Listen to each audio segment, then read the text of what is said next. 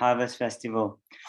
So speaking of young and new season, we are now having a third session titled Young Minds Speak. And these are students from India who are in different parts of the world now doing their scientific research, and they will be presenting this session. So I'd like to now introduce the chair of this session, Dr. Ramjee Repaka from IIT Ropar, India. Let me give a brief introduction to him.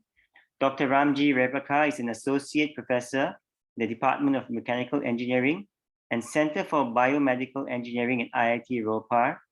He completed his master's in mechanical engineering at Jadavpur University in Kolkata and his PhD in mechanical engineering at IIT Kharagpur. He worked as an assistant professor in the Department of Mechanical Engineering at NIT Rourkela before joining IIT Ropar. Dr. Ramjee Repaka is also an associate editor of the ASME Journal of Engineering and Science in Medical Diagnostics and Therapy. His research areas include heat transfer, applied thermal engineering, bioheat transfer, cancer diagnosis and therapy, biofluid mechanics and refrigeration and air conditioning. So I'd like to hand over this session to Dr. Ramjee Repaka, sir.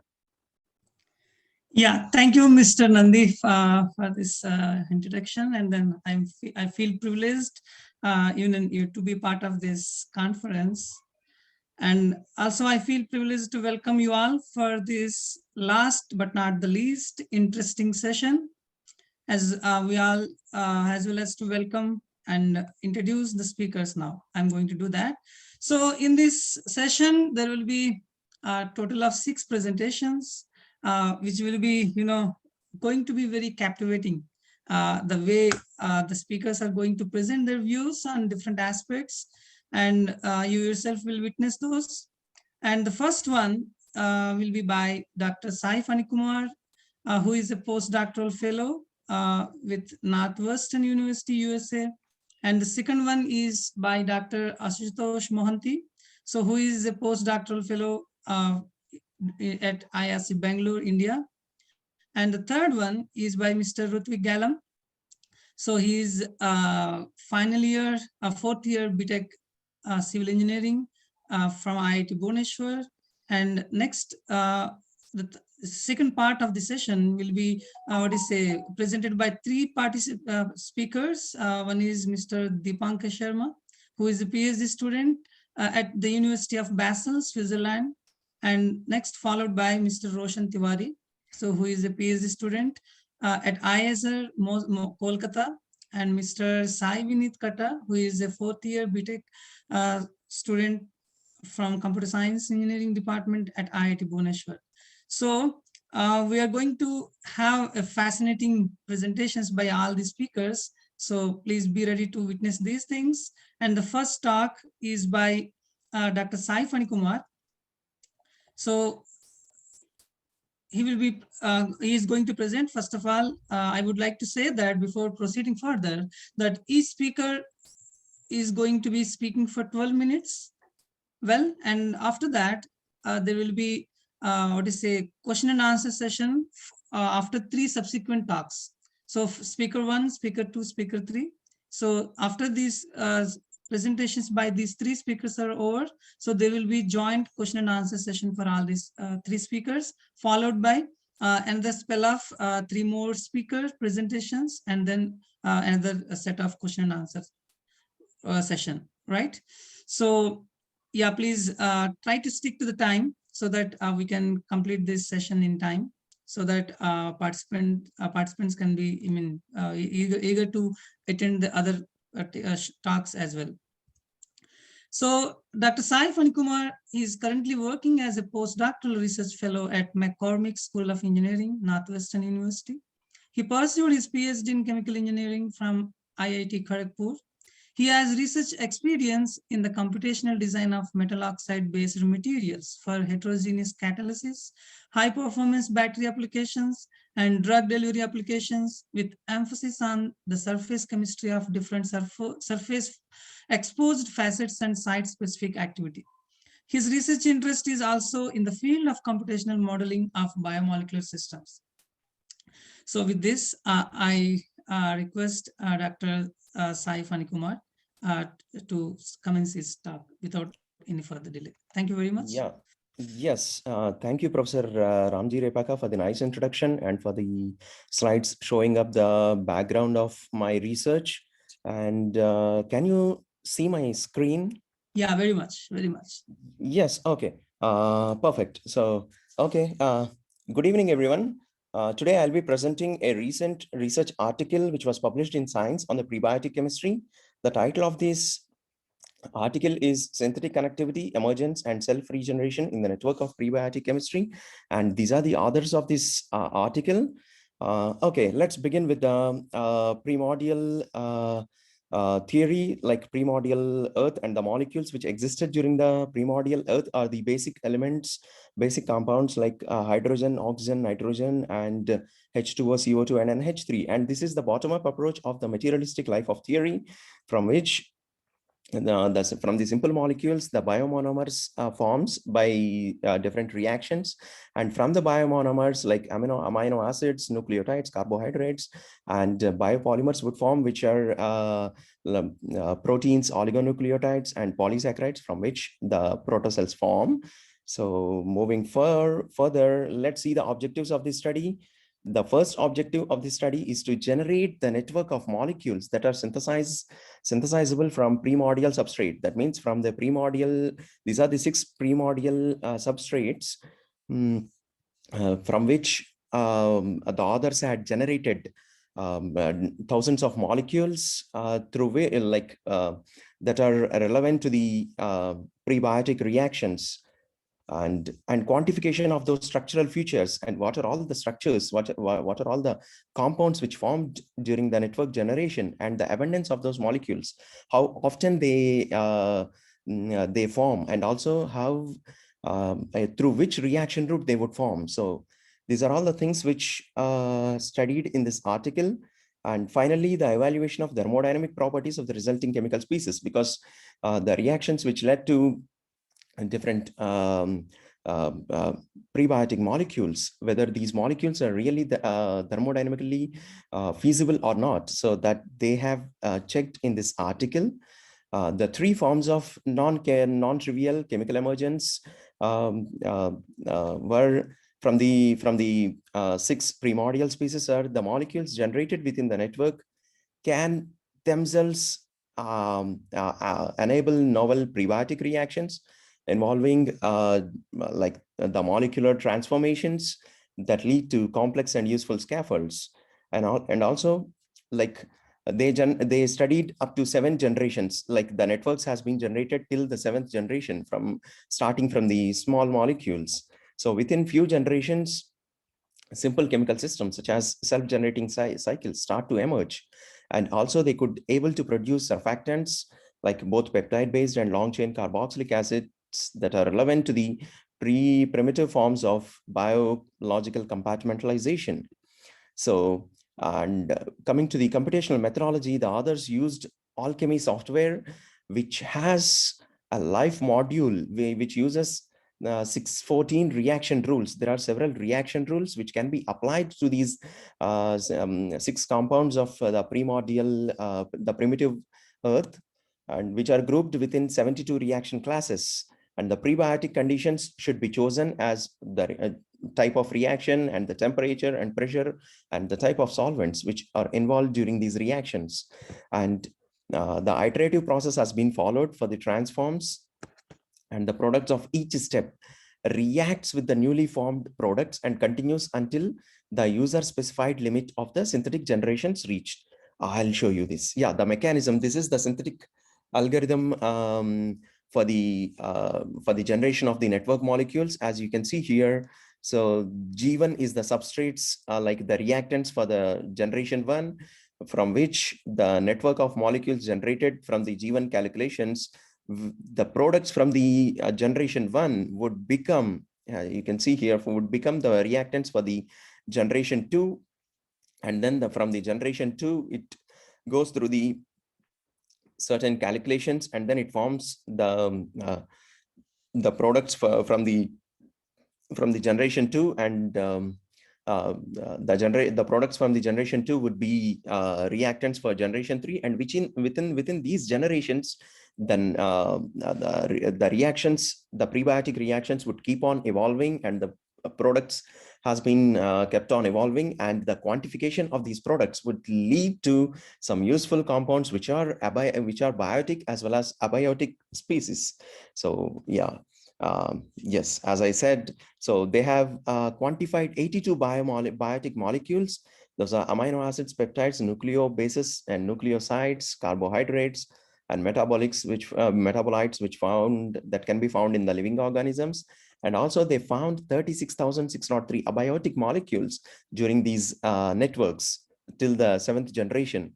And the total computational hour for generating of all these species is only 2 hours if you use a desktop computer with reasonable speed, computational speed, and the memory.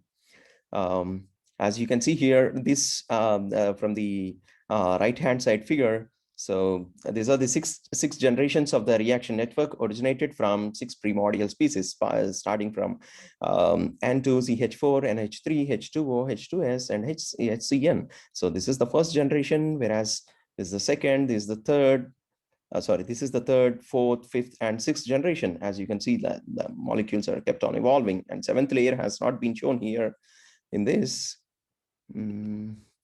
Yes, moving further, this slide shows the type of biotic molecules which formed during this network generation. So these are the 41 compounds which characterized in this article, like during the generation of these networks, and also these are very important in biomedical research, and also in the chemical origin of life research, because these are the essential compounds or essential amino acids in the proteins and peptides. As you can see from the generation G2, glycine has formed. And then glycine, the reaction of glycine with in the third generation would form urea, adenine, butanoic acid, and the oxalic acid. Whereas in the G4, you can see the glyceraldehyde, isogonine, aspartic acid, hypoxanthine, cytosine, succinic acid, malic acid, and so forth. So these are all the compounds formed in the G4 generation. And in the G5, you can see xanthine, alanine, serenine, guanine, uracil. So guanine, uracil, these are the basic molecules of the DNA and RNA. And lactic acid, from lactic acid, you can also prepare the biopolymers, like polylactic acid can be synthesized from lactic acid by polycondensation and ring opening polymerization. And if you see in the 6th generation, so 10 peptides has formed. Those are malonic acid, pentofuranose, glycerol, pyruvic acid, and cytidine and ketoheptose. Coming to the 7th generation, you can see from the 7th generation, ketohexose, furanase, threonine, there are glutamic acid, citric acid, acetic acid, thymine, adenosine, guanosine, uridine, and uric acid has been formed.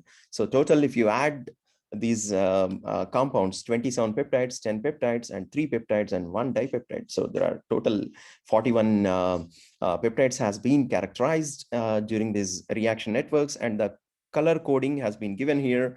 So the molecules which are indicated with the green would form all steps, which the probability of more than 10%, whereas they would form the molecules which are indicated with the orange color. They form at least one step, which is less than 10%. And the probability of finding the compounds which are indicated with red are at least less than 3%.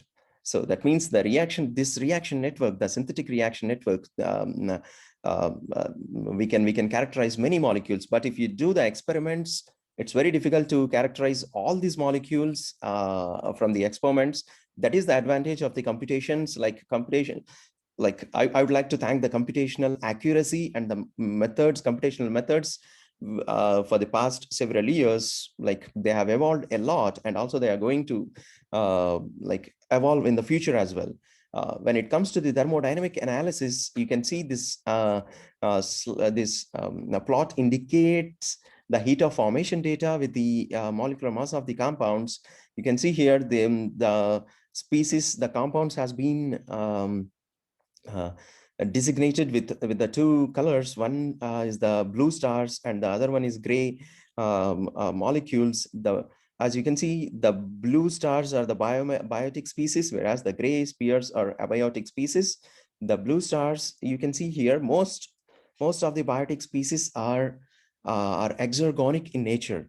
And also, if you see the gray spheres, the abiotic molecules, some of the abiotic molecules are also exergonic in nature and some are endergonic in nature. This indicate that the biotic compounds which generated in this study are exergonic, and also, yeah, it's thermodynamically feasible to generate those compounds if you do experiments. So moving further, yes, the left hand side figure shows the 10 synthetic pathways. As you can see here, the reaction pathways indicated with different colors. These all the 10 synthetic pathways led to the generation of adenine. Adenine is a basic molecule in the DNA. And these reaction pathways are all previously reported in the origin of life literature, and these identical synthetic connections common to these several pathways are denoted with arcs. As you can see here, the reactions which indicated with arcs are same in nature. So here you can see the molecule, the adenine has been highlighted in this figure. So if you see the right-hand side figure, right-hand side, the reaction network, and the reactions has been indicated with 1 and 2, and the chemical schemes like through which the adenine's prebiotic synthesis took place. So the first one, the reaction 1, is trimerization of HCN, hydrogen cyanide, and the last one is the formation of amides, imides or guanine followed by cyclization. So these are all the steps.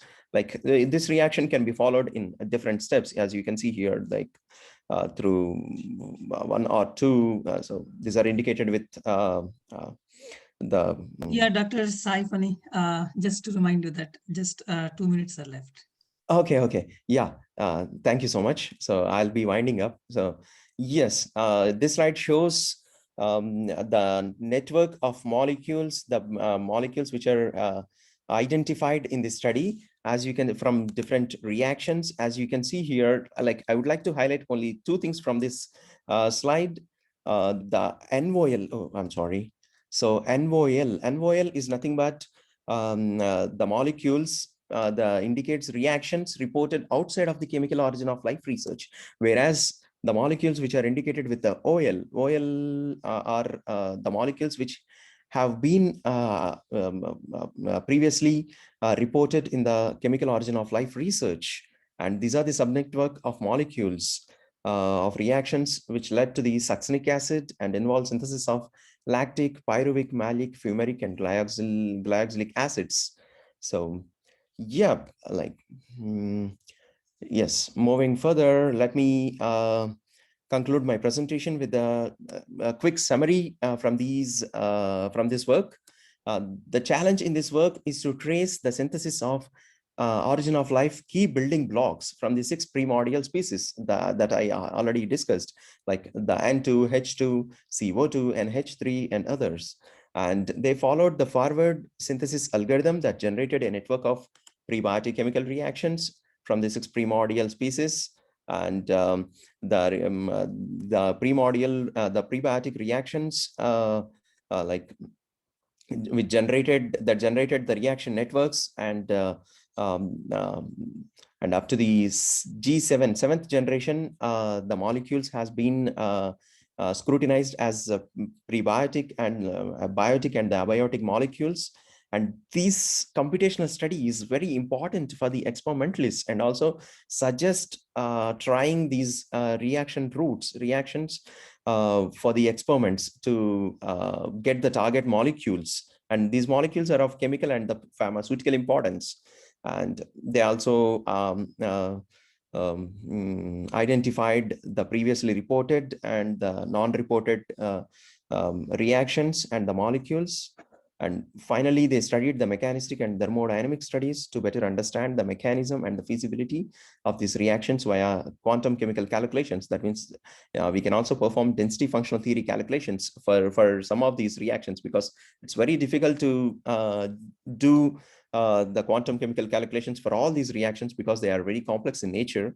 For very small systems, we can apply the quantum chemical calculations. With this, I would like to thank the AISSQ 2022 organizing committee for giving me this opportunity to speak in the Young Minds session. And also, I would like to thank the BI Kolkata and also Professor Ramjee Repaka and also Professor Ram Gopal Upaluri for keeping track on my talk. And also, they have been in touch with me for during this for the arrangement of this talk. And I would like to thank all the participants who are attending here. Yes, with this, I'm done. Thank you so much. Dr. Saif Anikumar, for the interesting talk and then sharing your ideas about prebiotic history. Thank you very much. So now we will go to the next Dr. Ashutosh Mohanty. So he is a postdoctoral fellow at Indian Institute of Sciences, Bangalore. Next slide, please. So Dr. Ashutosh Mohanty, he has received his Ph.D. in chemistry from the Indian Institute of Science, Bangalore in 2021. And now currently is a PDF, postdoctoral fellow at Solid State and Structural Chemistry Unit, IISc. And his area of research interest involves organic and inorganic hybrid perovskite materials and their spectroscopic study with solar cell applications. Next, he has expertise in instruments such as electron microscopy, fluorescence microscopy, and ultrafast spectroscopy. He was awarded with the Best PhD Thesis Award for Research Excellence in Solid State Physics in the year 2021 and conferred by the Department of Atomic Energy, Government of India. He has been learning and practicing Vedantic philosophy for over last 4 years. So with this short introduction, I request Dr. Ashutosh Mohanty to deliver his talk on mantra meditation, effect of sound. Dr. Ashutosh, now the stage is yours. I think my screen is visible. Yeah, visible. Thank you, Dr. Ramjee, for your kind introduction, and a very good evening to all of you. And the title of my presentation is Mantra Meditation, Effect of Sound. So in this presentation, I will briefly talk about mantra meditation and sound, then a case study on Mahamantra, and then the effect of mantra on plants and human beings, and then I will conclude my presentation. So, video, sorry, actually, my video has some problems, so I am going. Yeah, thanks. So mantra. So mantra is a Sanskrit word which has two terms. One is man and another is tra. So man means mind and tra means which delivers it. Yeah. So the mantra is a combination of several transcendental sounds which actually releases our mind from several anxieties of the life, and one can get several advantages by reciting these mantras. The Lordnet circle also call it as Brahmanad or Om, and the meditation where we focus or the concentrate on the sound vibration or the recitation of a particular phrase is known as mantra meditation. Some call it as a japa meditation as well, which comes from the word Sanskrit word for muttering. And mantra meditation is combination of several words, and these are basically sounds. And sounds are known to be having fundamental frequencies, and they have geometric multiples of harmonics and overtones, and which can be represented by whole number ratios. And by pronouncing several sounds, it is known that there are several neural synaptic connections that are created in the brain, and which are responsible for different vocal quality and change in certain brain patterns. So this the Brahmanad, or this primordial tone Om, is said to be the original tone of the universe, and Big Bang, and this is detected at the echoes of Big Bang also. So interestingly, this Om chanting has the average vibrational frequency around 136 Hz, and it is the 32nd octave of the Earth year. So when we calculate this, so 365 days for a year and then 24 into 60 into the 62nd, we get this particular time. And when we take inverse of this is exactly is equal to the 2 to the power 32. So 32 octave of the year. So which shows some relation between this fundamental frequency with the nature. And when we look at the mantra, so several mantras have different effect on the different body parts.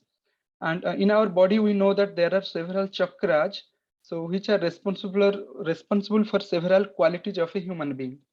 So it has been experimentally seen that there are different mantras activating these different chakras of a human being. And when these particular chakras are activated, for example, let's say Muladhara chakra, it gets activated by the mantra Lam, and it has this number of frequencies. And this particular chakra, when it gets activated, there are several good qualities of a human being that gets expressed, such as the humbleness. So different mantra have different effects on the different chakras, and hence they generate different qualities of a human being. So let us take a case study of Hare Krishna Mahamantra and its effect on auditory and cognitive function in our brain. So for this, around 209 nursing staffs were taken. So why nursing staff? Because mainly nursing staff in the ICU, they are heavily stressed because of their duty, overnight duties, and their working hours. And from them, again 149 were chosen based on by eliminating if they have some other diseases. So again, a scale was generated that is a perceived stress scale. So only the nursing staffs who were having moderate to high level of stress, they were chosen. So 30 nursing staffs were chosen, and they were divided into two groups. So 15 which were given the Mahamantra chanting, and the 15 with the control group who were not involved in any mantra meditation. So they were practiced this for 45 days consecutively, and each day they practiced this for only 10 minutes. And then after 45 every day the data was collected, and at the end of the 45 days it was analyzed. So the Mahamantra is this is the Mahamantra, that is Hare Krishna, Krishna Krishna, Hare Hare, Hare Rama, Rama Rama, Hare Hare. So this particular mantra was given, and this is the demographics of these two groups. And you can see that the groups were carefully chosen such that their age, BMI index, everything is similar, such that we can get the exact result on the effect of Mahamantra on the auditory and visual response functions. So it can be seen that the heart rate variability is actually a good tool to evaluate the cardiac activities, and also which indicates the relaxation response, and it is also an indicator of autonomic dysfunction. So it is seen that this SDNN signal is increased a lot when they chanted the Mahamantra at the end of 45 days, which is a positive signal. And this LF to HF, the lowering of this ratio actually indicates the cardiac ANS has better autonomic tone and modulation. That means there is an increase in parasympathetic tone. But in the control group, where there was no Mahamantra was given, there the SDNN signal rather decreased, and this LF to HF ratio increased, which shows that there was no positive effect on the group where there was no meditation. And when you look at their auditory and visual response time, it is seen that for the group who chanted Mahamantra regularly for 10 minutes a day, there was a drastic decrease in this audio response time, which says that their stress level was decreasing and they were able to concentrate it more and they took less time to respond. Whereas for control group, there was no such positive effect. And the serum cortisol level actually shows the level of stress. If stress level is more, this serum level goes also high. So it was seen that for Mahamantra group, this serum level drastically decreased after 45 days. And for control group who were not doing the mantra meditation, for them, this serum level actually increased over the period of time because of their continuous stress each day they were having. So with this, it was concluded that actually the Hare Krishna Mahamantra chanting has beneficial effect in relieving the stress of an individual, evidenced by increased parasympathetic tone and cognitive functions, which lowered the stress hormone in the body. So in another case study, it was seen that the default mode network, DMN in the brain, they're actually generated and they are created in our subconscious mind. So to study this, there were two groups. One were given the finger tapping experiment and another group were given this mantra recitation. And for this, the three regions of the brains were studied to see whether the effect of mantra has some effect on the brain or not. So for this, 8 females were taken for the experiment and they were given the Satnama Nam mantra. So Satnama is a Sikh mantra which is equivalent to Hare Krishna mantra in our Hindu tradition. So they were practiced this mantra for 3 weeks and for consecutively 2 weeks, and their fMRI images was taken on their brain. So it was seen that in the precuneus SCC and PSCC of their region, the beta value was decreased. So beta value actually indicates the suppression of the DMN network. So it was seen that in each brain regions over the period of the meditation, over the period of 3 weeks, it was seen that consecutively it was decreased for the group where they were practicing meditation, and the group who were not practicing, it was almost similar.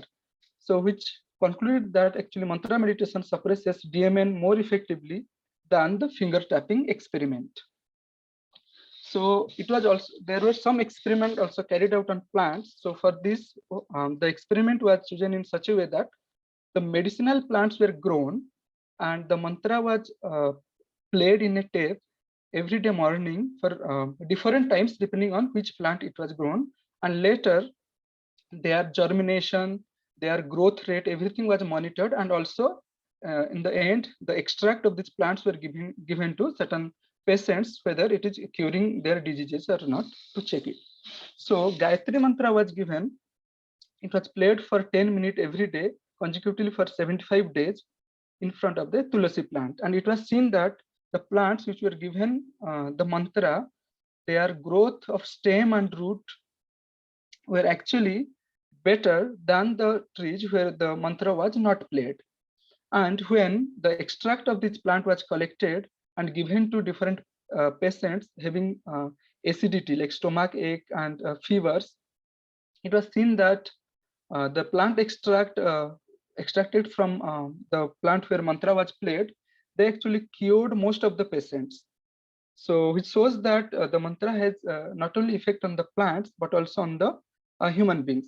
So in another experiment, Om Sri Kesavaya Nama, this mantra was played before a Lakmana plant for 20 minutes each day in the morning consecutively for 120 days. And it was seen that over the period of time, the plant which were given the mantra, their root, stem, and the number of leaves, they were far better than the plants where the mantra was not chanted. Dr. Ashutosh, you have a couple of minutes to conclude, please. Yes, I'll try to wind up. So, and interestingly, the flowering period and the fruiting period of these plants were also get enhanced where the mantra was played. And one important thing was that the females who were having sterility problems, they were given as a nasal drops with the plant extract, which were given with the mantra. So this shows a very good positive response. And in another plant, which is known as Indian Epicac, here the Om Anta Anantaya Namaha, this mantra was played for 90 minutes each day for 125 days. And in the end of the days, the Pancham was collected. And similarly, the tremendous effect was there on the plant where the mantra was played. They have almost double the growth of the plants where mantra was not played. And when the plant extract, the panchang was given to the patients who were actually suffering from asthma, bronchial infections. The 70% of the patients, they showed positive response towards this Ayurvedic treatment. So with in conclusion, we can say that mantras have a tremendous effect on plant growth as well as on they have medicinal values which can cure several diseases on human being. With this, I would like to conclude by saying that the chanting has therapeutic effect, which brings enormous positive effects on our body and mind. And these statements are actually the research conclusions of several research groups. And the chanting is simple and inexpensive method of stress reduction without side effects and promotes relaxation. And after mantra meditation, there is a significant positive relationship between blood glucose level and the serum cortisol levels.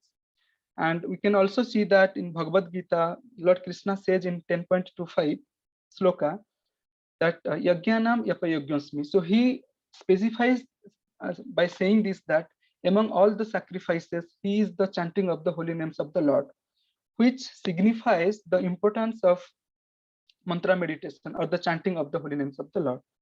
With this, I would like to thank all the audience, and also I'd like to thank the organizers of 12th AISSQ conference. Thank you, everyone. Thank you, Dr. Mohanty, for the nice talk on mantra meditation, effect of sound. Thank you so much. Now, with this, now I request the next speaker, Mr. Ruthvik Galam. So he's going to speak. He's basically doing his 4th year B.Tech program. He's in integrated dual degree, B.Tech plus M.Tech in civil engineering, IIT Bhubaneswar. And his next slide, please. So his research interests include environmental engineering and air pollution assessment. And in addition, he has keen interest in the field of consciousness from both scientific and Vedantic paradigms. So now you could see that the young budding researchers and scientists, how they are inclined towards this Vedantic paradigms, in addition to their own endeavor of scientific paradigms. So we appreciate this very much. And I request Ruthvik to start his presentation. Now, Mr. Ruthvik, the stage is yours. Yes, sir. Thank you. Thank you so much. And can you see my screen, sir? Yeah, please. Okay. Very well. Okay, sir. So, good evening, everyone. And I thank Bhaktivedanta Institute for giving me this opportunity. And since 3 days, we had very nice lectures by the eminent speakers of diverse topics on science and spirituality. So, and one such topic in their line is consciousness. So today I'm going to present on the topic, the mystery of consciousness. I would like to dedicate my presentation to Sri Varun Agarwal for always guiding me in my scientific exploration and also inspiring me for this topic to present the mystery of consciousness. So today our journey is like this. First, I will introduce about the consciousness, and then physics and free will, and then neuroscience and the binding problem. So, okay. So consciousness, like being conscious, is a part of everyday life. So humans are conscious, like we are conscious of our surroundings, we are conscious of our different things around, and we are conscious of our different phenomena in nature. And birds are also consciousness.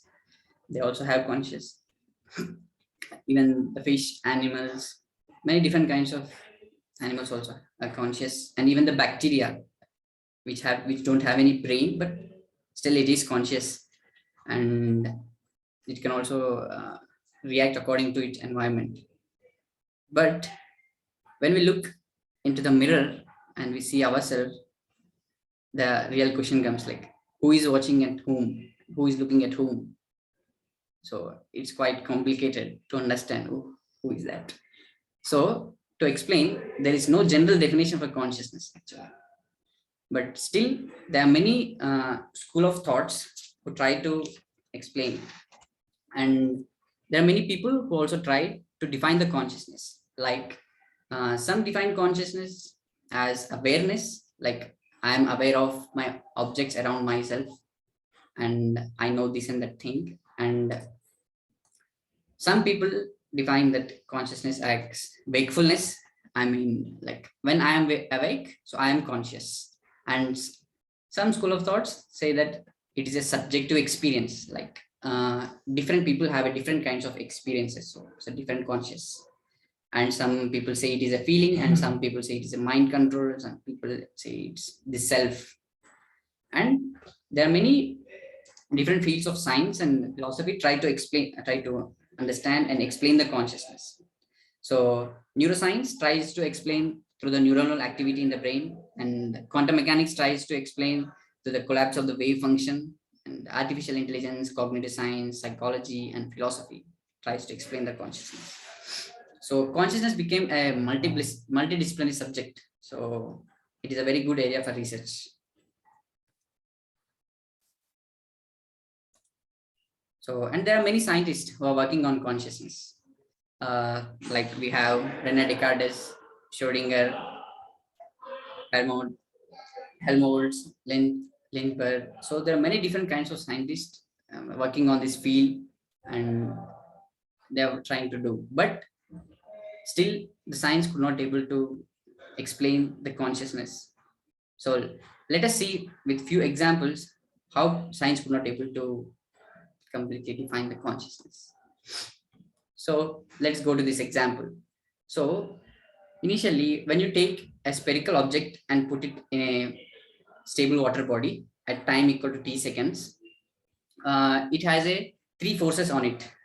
One is gravitational force. It's because of its own weight, and because since it is in water, so it will have the buoyancy force. And as it goes down slowly, it will slowly get the drag force also with its velocity. Initially, it don't has any drag force, but after it gets some velocity, it will have some drag force. So we can calculate this drag force by using the Stokes law. So it is directly proportional to the velocity. As it goes down, as the speed increases, the drag force also increases substantially. And at a point of time, what happens is the forces become equal, like gravitational force equals to buoyancy force plus drag force. At that point of time, it will not have any acceleration, and it reaches a terminal velocity and goes with the same speed. So we can predict few things, like around, you say at time t equal to 10 seconds, we can predict few things. Like what we can predict its speed, we can predict its location, and we can predict its direction of motion. Because by using the equations, because we have such a good equations, so with that equations we can find out the speed and its location and the direction of motion at time t equal to 10 seconds. Yes, it is possible to do that. But if we put a fish inside the water, can we predict its motion? Can we predict its dynamics, like where it will be? Can we predict at let us assume same like the sphere which we have at time equal to 10 seconds. Can we predict all the things which we have tried, like the speed or the location or the direction of motion? Is it possible? No, right? Because fish can go wherever it wants. If it is hungry, it will try to search food. If it want to have some fun with the friends, it will go to its friends. So at time t equal to 10 seconds, it is almost impossible to estimate where the fish will be. So let's understand why this is happening. So what could be the possible differences which is making a sphere and a fish, and the fish as a unique thing, and which is going out of the control of our laws of physics? By our understanding, we can tell few things, like there could be something inside the fish which is going out of the laws of physics, like even if we try to put many equations like Newton laws or laws of conservation of energy or the Schrodinger equation, like whatever equation if we try to put, but still we cannot predict the motion of the fish, because the fish has a free will, and free will also it's considered as a property of consciousness. It has a free will and it can decide, which a sphere cannot decide. So at the end, finally, the dynamics of fish is still a mystery to the physics. So let's find out a quote by the Heisenberg. He says that any science that deal with the living organisms must needs to cover the phenomenon of consciousness, because consciousness too is a part of reality. So he's telling that consciousness is involved. There is consciousness involved in the living entity. When the living entity comes to the picture, the consciousness is involved, and it needs to be covered. Yeah, and let's find out another example, which is like with the neuroscience and the binding problem. So let me explain the amazing facts about the brain, which is called the 3-pound universe. So we have developed many supercomputers, but architecture of brain is still a very complex thing for us, because its speed, its memory, it's like the supercomputers are no match with them, because brain is such a complex thing. And an adult brain contains about 100 billions of neurons, like which is equals to the number of stars in the galaxy. And there are many connections, like total connections will be 1 billion connections it has. So it is such an amazing thing, and everything is packed in 1.5 liter of volume only.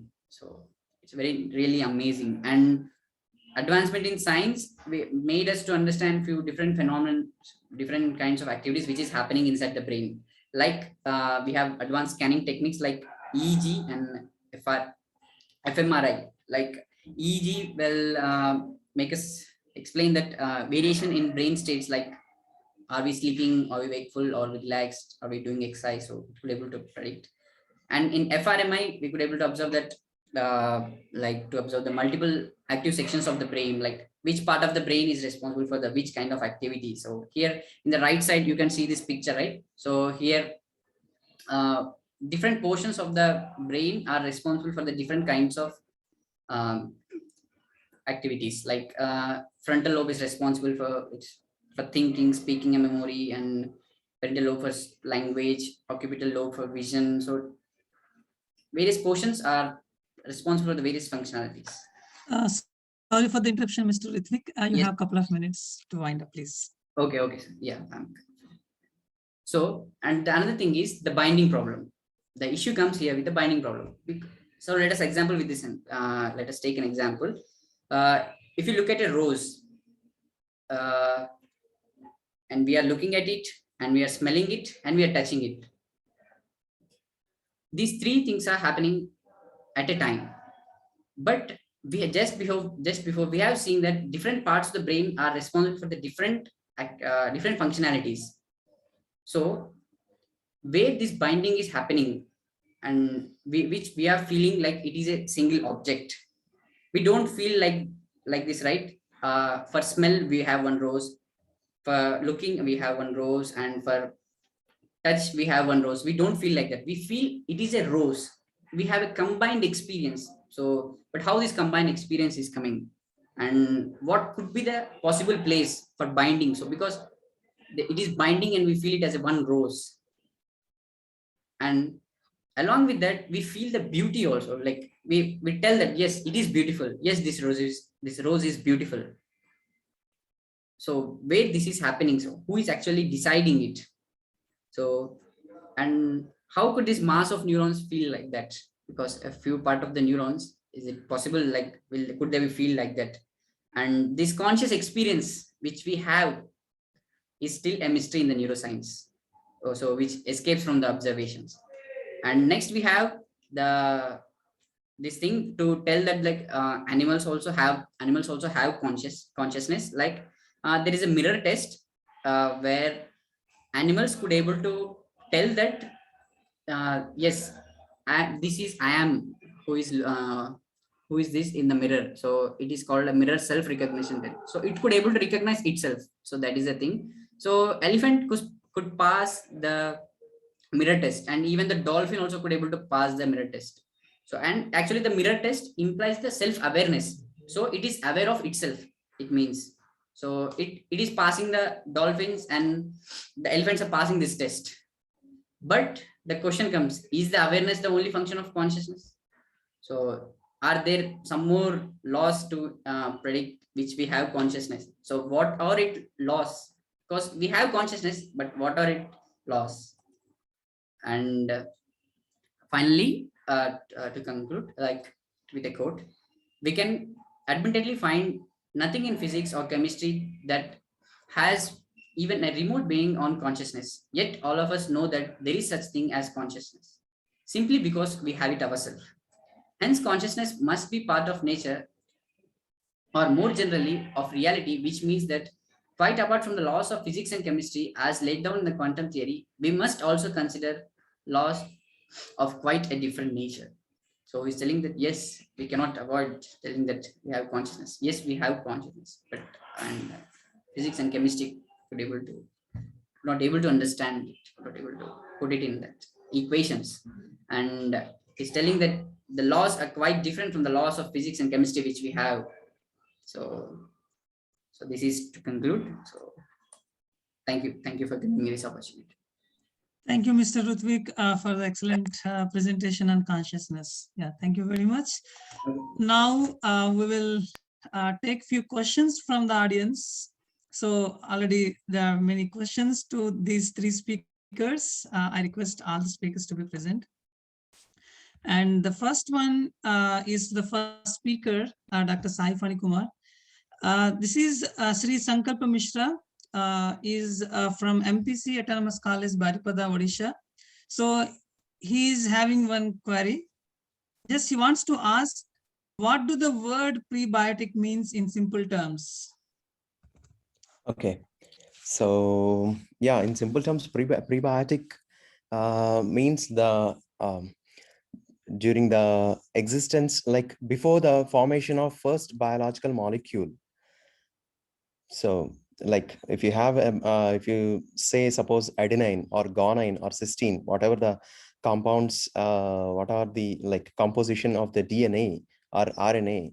So before the formation of the like biological molecules, because we know that the biological molecule has so many atoms in that. So more than more than 1 lakh atoms would be there, and the molecular interactions. So like before the formation of the first biological molecule is called as a prebiotic molecule. And prebiotic chemistry, that means the before the evolution of all the biological species, so which is called as prebiotic. Oh, is it something like friendly bacteria in your gut like? Yeah, true. Yeah, even like you can consider bacteria as a prebiotic, because it exists everywhere without any biological, like without any reactions, like right. You and another don't question, have to synthesize. Yeah, another question. So do they consider Gibbs free energy to know whether the process is feasible or not, or any other method is followed to consider the feasibility of a process? Yes, that is true, and I agree with that question, because thermodynamic feasibility can be found from the Gibbs free energy formation of the formation or for the reactions. Like, but I wanted to show you the nature of the reaction, whether it is exergonic or endergonic. I highlighted that figure because anyway, the time is very less to speak much about all the aspects of the paper. And also, yeah, that's it. Okay, so just I will complete a few questions. One more question to you. Okay. This is Adnan Saha from Sri Krishna Mission School, Agartala.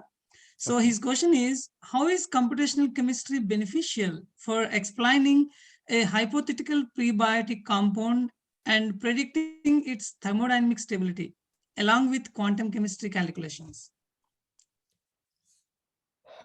Okay, so along with the quantum chemical calculations, Okay, the computational methodologies. Yes, that is true, because the main advantage of these computations are we can identify, like we can do any kind of reaction based on the reaction rule. So we have several reaction rules. Suppose if I say that, okay, CH4 has to react with the like 2 moles of water, like 2 moles of oxygen. So, and it forms a different product. So I can do computation, like I can do different random trials, and I can get some random product. But when it comes to, yeah, like we cannot be able to derive the mechanism from the quantum chemical calculations. It may be difficult, but we can do it for all, for different, most of the reactions, most of the molecules generated from the computations. But yeah, when it comes to the thermodynamic feasibility, so maybe we should do the quantum chemical calculations at the quantum level, or we should go for the higher techniques like molecular dynamics, or we should do some kinetic Monte Carlo to predict the kinetics and the thermodynamics of those reactions. But I would like to highlight one thing, but these reactions, whatever the prebiotic reactions which I had shown, these are like computations. We can do anything. We are, like computations would do hypothetical things in these days, like anything. But it's very difficult for an experimentalist or for a synthetic chemist to generate these things in lab, as we all know that BI has been focused on the research. So there are many limitations. Of course, they are very handy, but there are limitations. Yeah, thank you. Yes, and true, so sorry to interrupt you, because people are really putting a lot of questions. I'm really overwhelmed to see these responses. That's okay. And even okay. Professor P.B. Sharma was commenting that the younger minds are so sharp and serious about the synthesis of science and spirituality. So happy to attend all these 3 presentations. He was saying that. Thank you so much. So just though I have a few more questions for you, but let me take questions for other 2 speakers. Sure. Thank you. Okay, so please be present. And this is from Srivalli Pemarazu, who is a database administrator working with Oracle. So she is asking question to Dr. Ashutosh Mohanty.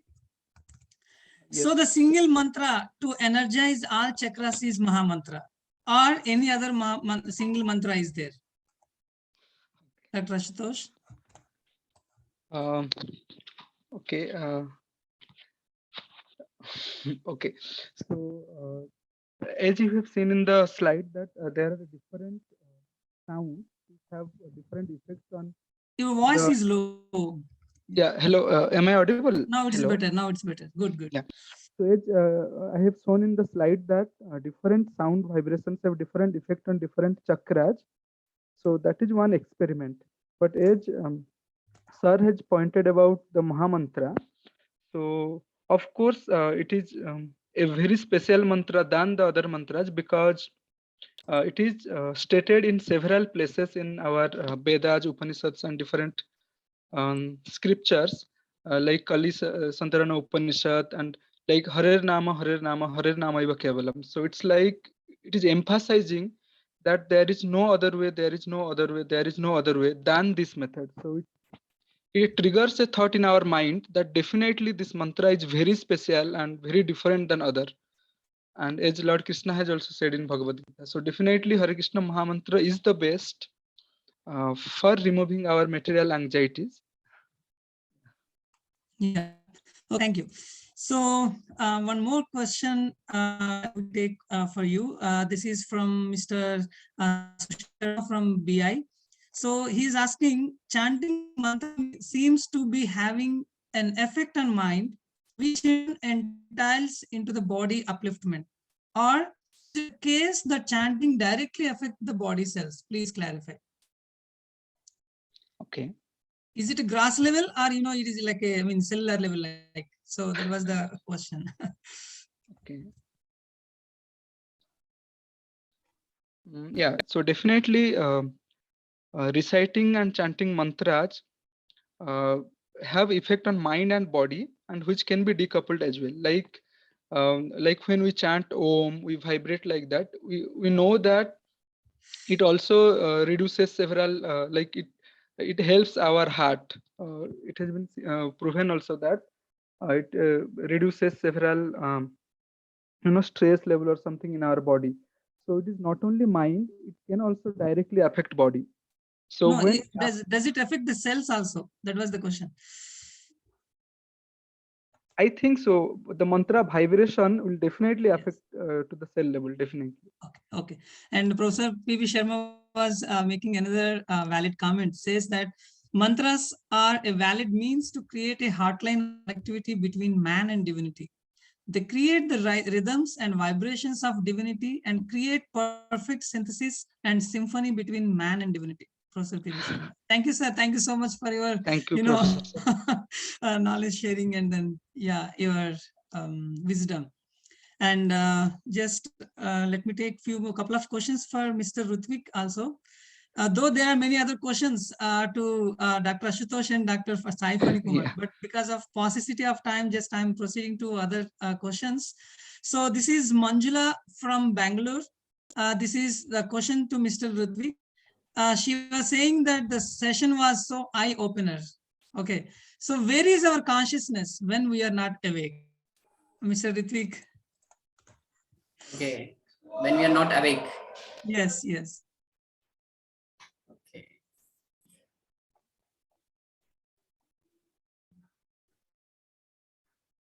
Actually, okay, when we are.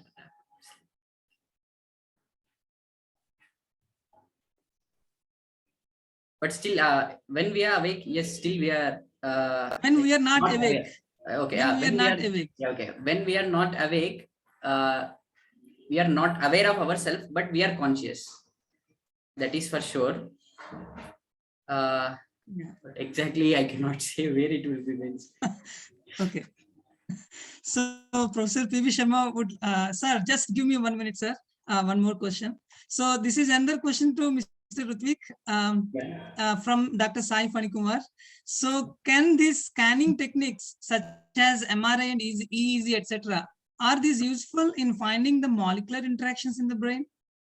And if so, what kind of chemicals produced when we do some activities? Okay. We can find out the activities, because I think because of the firing in the neurons, we can able to tell what are the things happening. But regarding the chemicals, I'm not much aware of this because I'm not much aware of biology. Okay, no problem. Sir, Professor Sharma, sir, please, you please share your wisdom, please. Really speaking, I am mesmerized by the talent and the level of presentations which the younger minds have made. I really wish to appreciate the efforts they have made. I could understand more profusely two of them, one of them relating to consciousness and another one relating to the mantras. As far as consciousness is concerned, really speaking, consciousness is all pervading. And therefore, whether we take note of it or we do not take note of it, the consciousness is always there. So there is no question of not being conscious when you are sleeping or not awake. Consciousness is always there. It's a question of tracking that consciousness and driving a meaning out of it is something different. And that is where the application of mind comes into picture. So I think I have also been saying all along my life that the thoughts are already there in the orbit, in the space, and they are the only thing which our Rishi Munis in our Vedic times said, that you must have the recepting mind, a mind which is able to receive what is floating around in this universe. And therefore, when I asked my grandson what is information, he was only a primary student that time. He said, how much you will pay for me? You are a vice chancellor. I said, I'll give you 1,000 rupees. Tell me what is information. He said, information is what already exists. Something which already exists can only be information. Yeah. And what he was really trying to say, the bigger meaning is that all the information which you are trying to retrieve or you have, it's already there. If it is not there, it is not information. Then I asked him, what is knowledge, my friend? He said, when you use the information analyze it and drive something out of it, then the knowledge comes out of it. But he also said that knowledge is already there, like information, because whether you use that information or not is your affair, my friend. There are millions who are using it. And if nobody is using, God Almighty is using it. And therefore, our Vedic rishis, really speaking, they were conscious of the fact that knowledge is not something to be created. It already exists. And that is why they have never really put their name for any creation, any knowledge which they created or discovered. Aparushaya, they considered knowledge as aparushaya. And that is why, in fact, there was no IPR. The modern scientists today are telling us that we must do IPR of every single bit of knowledge which we create. Knowledge cannot be created. Knowledge already exists. It's a question of acquiring capabilities and consciousness by which we are able to seriously receive this knowledge, understand its meaning and purpose, and then analyze and apply it for the betterment of your own work activity or the surroundings around. As far as mantras are concerned, mantras, in my view, they were the codified versions of the divinity, which is to be chanted in a perfect metered voice. And that's why they were called mantra. They were all metered and composed like capsules of the sounds of divinity. And when they were recited the way they were composed and put together, the hotline of connectivity with divinity used to be established. And that is why the music, dance, and mantras in our tradition, in our spiritual tradition, were supposed to be connecting us to God Almighty straight away, like a hotline to Professor Ramjee, or for that region to Bhaktivedanta headquarters, or to Swami T.D. Singh ji. So this mantras were very, very powerful, actually, means of connect to God Almighty. And they're also very powerful in terms of their healing effect. Anything which can connect you to God Almighty is like connecting you to a super specialist. And therefore, the healing effect, both on the body as well as on the mind, was very clearly visible. And the same impact, as has been presented also, was also there on plant and vegetation and human being. And that is why Sankirtanam and chant was, in fact, one of the most powerful instrument of nurturing your mind, body, and soul. And that's why Ramji at 4 o'clock get up and moves around Hare Krishna, Krishna Krishna, Hare Hare, Hare Ram, Ram Ram, Hare Hare. Because by the chant, you are establishing this hotline of connectivity, healing your own body and mind, and creating that vital consciousness around you by which the purest of the pure knowledge descends upon you. With very little effort, you are able to really understand the intricacies of science. Ramanujam, for example, mathematician, without going to any guru and understanding the complexities of modern mathematics, was able to leave behind so much of treasure for us. So is the case with the Nobel laureates and very many learned people. They are in a position to connect to the real knowledge. Sir, we want your presence till the end. We have 3 more talks, sir. So, Varun Agrawalji wants to say something. Okay. Sorry for the interruption, sir. Vasudev Rao, not Varun Agrawal. Generally, we are following the system, not others to speak other than the speaker who is speaking. But the question was so interesting question that where is the consciousness when we sleep? So I just add 2 sentences that Chit Kana. See, there is something called Chit Kana. Our Upanishads talk about its size. So consciousness itself is not an entity. There is an entity, Chit Kana, Atma, of which consciousness is only a symptom or a property like charge to the electron. Then what will happen to consciousness when we sleep? When we sleep, consciousness is not zero, but the content is we are in a sleeping state.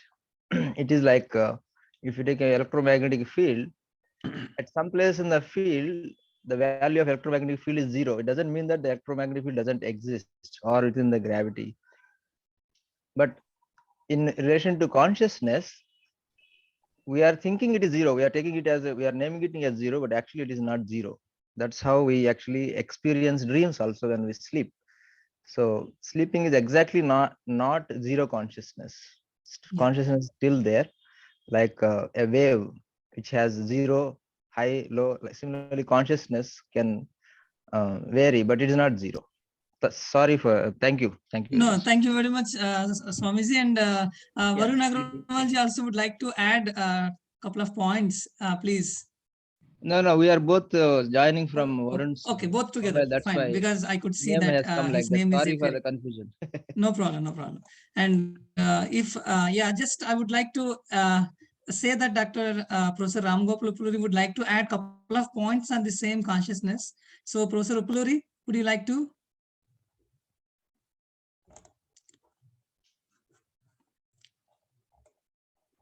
Okay, I think so. There are 4 levels, as Swamiji was saying also, and Professor Sharma ji was also saying. So there are 4: Jagruti, which is awaking, and Susupti, which is in sleep, and Swapna, which is dream, and then Turiya, which is transcendence. So these are all the different stages of consciousness, and it depends on when we are sleeping. The Swapna is there, and then even Susupti is there. So yeah, with this, we would like to end this session. And please excuse us, because there are many questions which has really, I mean, these talks have really, ignited a spark in many of the brains and minds. Thank you so much, sir. Thank you so much, sir. And so we will move on to this next 3 speakers presentations. So one is, this is Mr. Deepankar Sharma, who is a PhD student at University of Basel, Switzerland. He is going to speak on, can quantum physics explain consciousness? So Deepankar Sharma is a second-year PhD student at the University of Basel, Switzerland. He obtained his integrated BS-MS degree in physics from IISc Kolkata in 2020. His research interests include quantum computing, semiconductor, superconductor, hybrid quantum devices, semiconducting nanowires, quantum transport, and microwave engineering. He is working on the development of quantum computer architecture for spin qubits in nanowires, quantum dots, and coupling quantum dots in silicon nanowire to superconducting resonators. So, Mr. Deepankar Sharma, the stage is yours. Please, 12 minutes, and then we will have questions at the end of all the 3 talks. Thank you very much. Yes, thank you so much. So I'm going to present a question in front of all of you. That is, can quantum physics explain consciousness? So in next few slides, we'll go through the short and quick journey in explaining, in understanding this question, and hopefully come up with an answer. So this talk is inspired or motivated by this dialogue between Dr. T.D. Singh and Roger Penrose in a book called Science, Spirituality, and the Nature of Reality, where they discuss about how quantum physics or quantum effects can be a tool in understanding some of the phenomena in brain and consciousness. So it's a very nice book, and Penrose says that maybe the conscious experience is something which can not be explained in terms of modern day physics, but surely quantum mechanics has something to contribute. So I'm going to present a few papers in my presentation, but will not try to go in details of those, but try to understand the idea behind the presentation. So I hope I'll be able to do that. First of all, there's a research paper from China in 2016 where they try to study the response of biophotons activities in brain and in different animals. So in x-axis, you see there are different animals in increasing order of intelligence, hopefully. There's bullfrog, mouse, chicken, pig, monkey, and human being the most intelligent. And then in the y-axis, you see the wavelength which is being emitted from the brain activity. And we see that there's a correlation in this spectrum, in the change in the spectrum of this wavelength. So they conclude that the increasing intelligence was associated with the shift in this frequency. So we can conclude that the species complexity has a direct correlation to the level of intelligence and hence the consciousness. So this is one conclusion we can draw from this. Even in there's the complexity increases in the species, or in the same species, whether in a human, babies to mature human adult, the species complexity is what correlated to the level of consciousness. The first detailed theory, let's go a bit backward in 1996 was presented by Hameroff and Sir Roger Penrose about quantum consciousness, where they use the idea of wave function collapse. I hope you might have idea about the collapse, but if not, there's no issue. So they say that in brain, there is something called microtubules, which is made up of small units called tubulins. Like, let's say there are 3 tubulins, a set of 3 tubulins, and each tubulin can be present as white or black, 2 different states. So there will be total number of 2 to the power 3, 8 possible states, the final state. And they say that because of some phenomena, which is complex, maybe something called quantum gravity or other things, which we will not talk about, there is a collapse of this wave function into one of the possible state out of this 8. And hence they conclude that this quantum computation in this microtubule is what results in firing of neuron, and hence the neuron firing has been somehow, they try to relate it with the consciousness. But the collapse, the idea of collapse has been very beautifully described by von Neumann, where he says that the rule of quantum mechanics is wonderful, but it applies to one system, which is the whole world, but not the human mind or the brain, which is actually performing the collapse or the calculation or the measurement. Because it may be camera or it may be some detector which is receiving the signal, but ultimately it's the human mind which is reading it, which is doing the measurement, and hence the wave function collapse is because of the human mind, and human mind cannot be treated with quantum mechanics. That's what von Neumann says, and hence we can say that we need consciousness, the human mind, to explain the consciousness itself.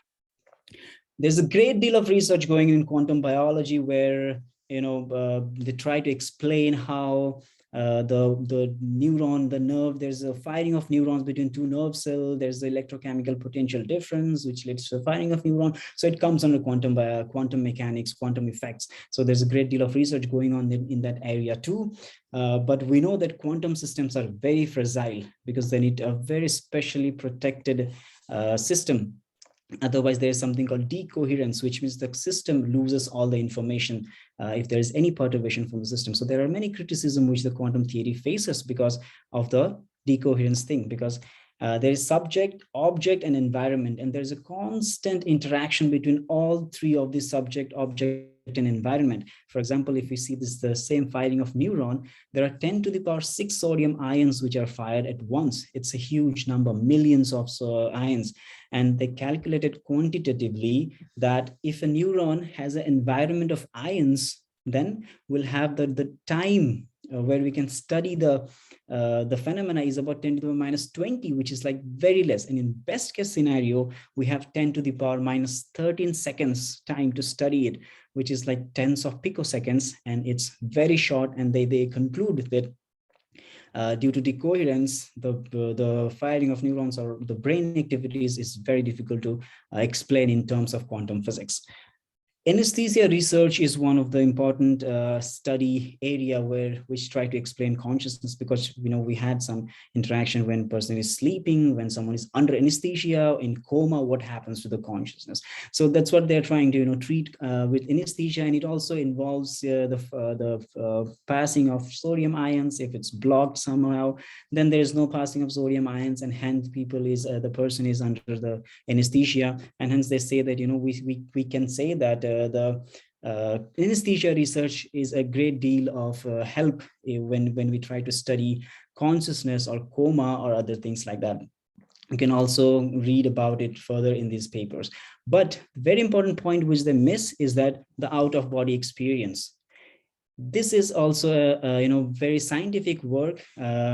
It's a very highly developed work in out-of-body experience. It's a paper which is studied by EPFL Lausanne in Geneva, Switzerland in 2005, where they treat so many different number of patients, and they try to explain gain the experience, and they do the study. And one of the patient he says that when he was under the operation, he could see himself from the top, and it was a different feeling, but he was well aware of this experience. He could see himself being operated. So this out-of-the-body experience cannot be explained by anesthesia research itself.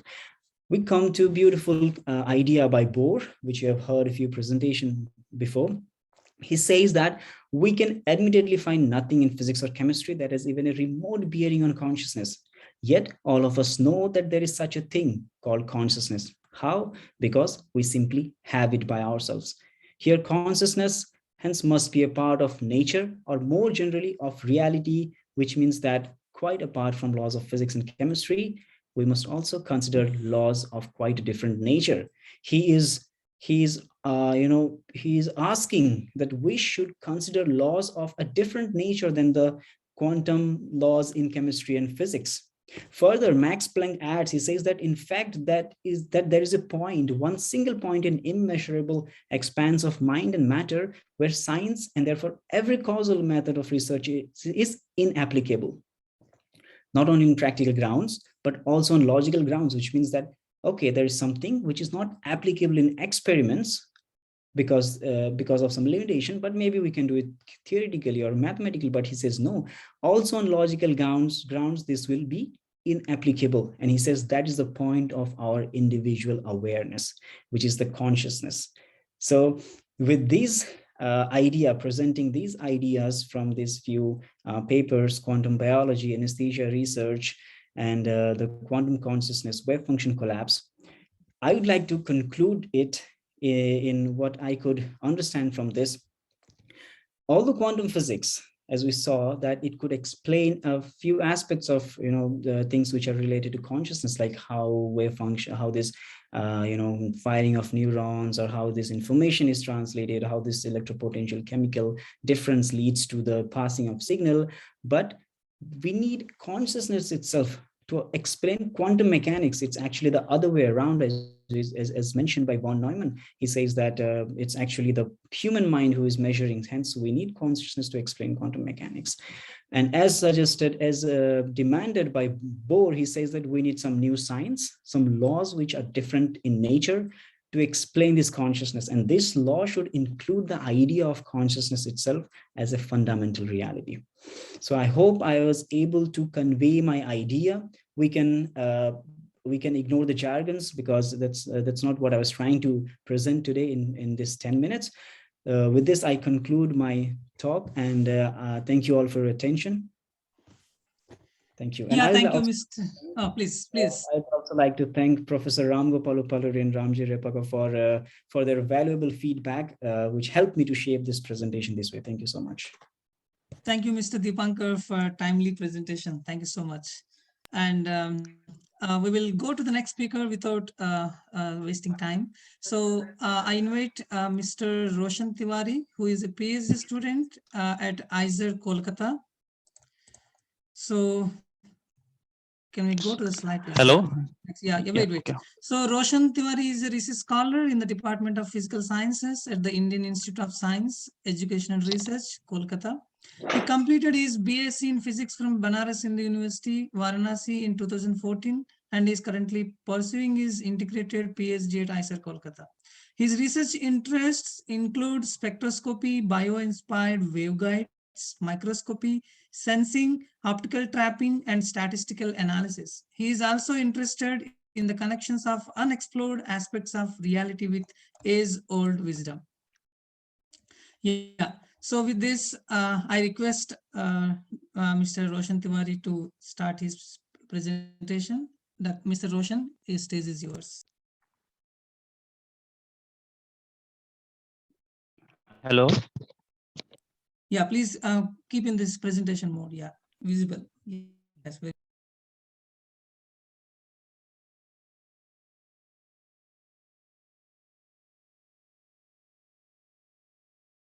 Yeah, so thank you, sir, for such a wonderful introduction. And first of all, good evening, everyone, and all my friends and all the seniors. And first of all, I would like to pay my humble obeisances to my spiritual master for guiding me. And so today my topic is, as you can see, like, is our reality simulated? And it's somewhat clues we can get from quantum mechanics about it.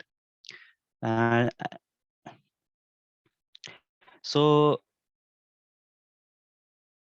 first of all, I would like to talk about some aspects of simulated reality. What is simulated reality, and how what quantum mechanics can help us to understand it. Some experiments have been done in quantum mechanics that will give us an idea about is our reality simulated or is it's a fine tuned and all these things. So what is simulated reality? Simulated reality is the proposition that reality could be simulated by computer simulation to a degree indistinguishable from true reality. So for example, there are a number of games which you can, if you can see, you will find that it's almost very much like a true, it's a true reality. So nowadays the people and a lot of research is going on in that field. And there are also mixed reality where it can encompasses both real and virtual environments. And many great people, like many big peoples have told about this simulated reality. Like you can say like deGrasse Tyson, he says that I wish I could summon a strong argument against simulation hypothesis, but I can find none. Even Elon Musk is saying. And Fred Hoyle, who coined the term Big Bang, he's saying that a common sense interpretation of the fact suggests that a super intellect has monkeyed with physics as well as chemistry and biology, and there are no blind forces worth speaking about in nature. So speaking that there is some sorts of super intellect, you can say, some god, you can say, who is tuning with all this constant and maintaining this all these things. So as you can see, any simulation consists of space time to render the simulation, the first thing. The second thing is that the laws of nature could act as an algorithm. What is the laws there could be an algorithm. And the third thing and fourth thing is conditional rendering. And it can save, if some simulation is there, then conditional rendering could save a lot of computing power and resources. And lastly, artificial intelligence. It is also very important to use AI in order to calculate the base path from all the possibilities. Okay. So these are some of the optimization techniques by which simulation can run to a high degree of, it can do a great computation. So I will just give you some some introduction about conditional rendering. So it's an optimization technique, and it's a conditional rendering is a piece of content that is displayed when a predefined condition is met. For example, in simulation or games, only those situations will be displayed on a screen which a player chooses. For example, you can see in the figure there is a light coming from from one point, and as it moves along the screen, the new images are developed. So it's called conditional rendering, depending upon the position of that observer, or you can say.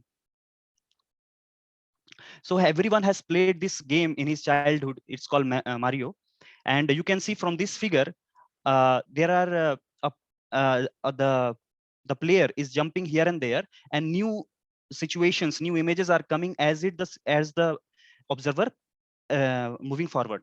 So this is just a small portion of the map. There is a big portion, but only that portion we are able to see depending upon the position of the observer. So this type of rendering, where you are taking just a small portion, is save a lot of resources, and the process is quite fast. So it is favored in all these simulations. So this also implies that the observer and the observed are not separated, but has subjective reality. This is very important, because in classical mechanics, we think that these two, the what is observing and what is observed, are separated. But here in game, we can see that both are very much related. Depending on the position of the observer, the situations are changing. There are also multiplayer games. For example, PUBG, you have all know about this game, where each player has their own path and history. What environment they will get depends upon their choices, conscious choice. Because the player is playing outside, some is playing in Delhi, some is in different place. But the platform is same, but the players are at different places, and the rendering, very important thing, and the rendering is done on their individual computer. During game, each player encounters different rendering. What rendering means? The same thing. They will get different messages, what they have to accomplish in their mission. So it's like that. So this also brings the idea of observer dependent realities. It's very important. Now, so what quantum mechanics can give us a clue about this? So it's very important that quantum mechanics also disrupts the whole idea of subject-object separation. So in quantum mechanics, we know about wave function, as our Deepankar has already told that wave function collapse. So similarly, when a person observes, wave function collapse. So it means that the observer is participating in the outcome of the results of physical phenomena, at least at the subatomic level. So observer is participating, he is not separated, he is participating in the entire outcome. He's involved in that. So it's a very important thing. As we have seen in the seen in the game analogy, the participant, the observer, the game player is participating. The Mario game that is participating, that will I will. So just I will want to give you just a small introduction about this double slit experiment, where it displays the same wave function collapse. So when there is no detector, a double slit experiment, what happens when an electron beam moves through the double slit, of interference pattern happens. But if some detector is there, the observation happens, then there will be no interference pattern. It means that detector, the observation has disturbed the entire experimental setup. So this is same as the rendering done in games. This is very much similar to that. Now coming to quantum physics and multiplayer game, the idea of subjective realities. So there is a very famous Nobel Prize winning physicist Eugen Wigner, who has outlined a thought experiment, and it shows his thought experiment shows the strange nature of the universe, allowing two observers, say Wigner and his friend, to experience different realities. So his thought experiment was very simple. His friend was inside a box, and his friend has to do some quantum measurement, for example, photons polarization, something. And before the measurements, the state was in superposed state. Okay, but after the measurement, his friend, find a very definite outcome. But Wigner is outside the box, and for him is still the entire outcome, entire thing is still in the superposed state. So his friend is seeing different reality, and Wigner is seeing different reality. So that was the thought experiment. But in recently in 2019, physicists have done this experiment using some optical experiments, some quantum entangled pairs of photons, and they have found the different reality, the subjective reality. If anyone is interested, he can go through papers which I have just cited here, and it is recently published. So it shows the subjective reality, which is very much similar to our gaming multiplayer game.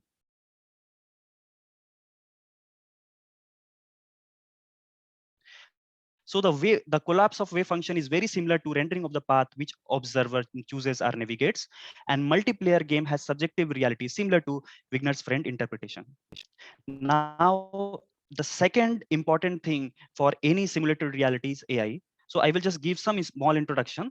As many of you knows about AI is very common nowadays in simulation, and it has brought some paradigm shift in simulations and gaming industry. AI helps in optimization of programs and also saves a lot of labor resources, and it can learn by itself.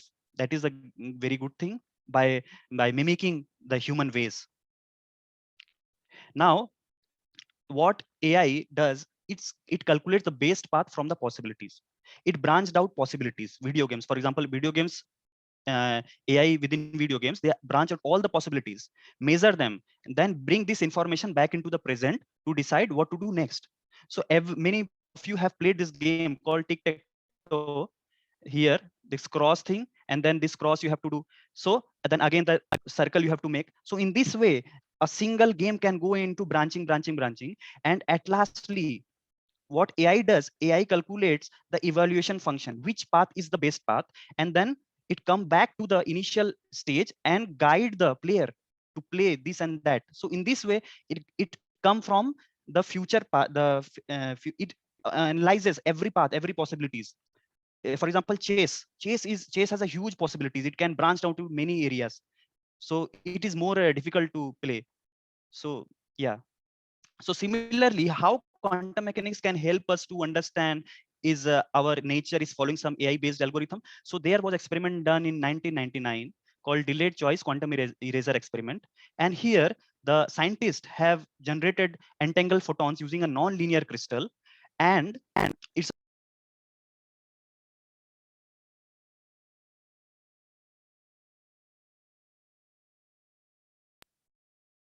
Yeah, Mr. Roshan, your voice. Yeah, you have muted yourself, it seems. And please note that 2 minutes are left. Okay, no problem. So here the photons which are generated here are entangled photons, and detector one, it the photon come from this is a double slit experiment, and there is a non-linear crystal. So what happened, this non-linear crystal generate two entangled photons. Okay, so some photon is coming to detector 1 and some photon is going to detector 2, 3 and 4. So if some photon is coming to detector 2, then there is a path information is there. But if photon is going to detector 4, there will be no path information. So if there will be no path information, then there will be interference. And if there is a path information is there, then there will be no interference. So, but what happened? So in this case, detector 1 forms no interference, it just formed two slit.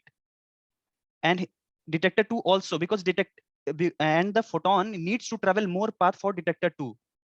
So detector 1 already knows the photon at detector 1 knows what would be the result going to come. So it's somehow very much related to that future is influencing the past. And for detector 4, these interference fringes are forming. But detector 1 already knows that there is going to be interference. So it's somehow the future is influencing the present. So if anyone is interested, we can discuss furthermore. So events at detector D2 and D3 determine outcomes at detector D1.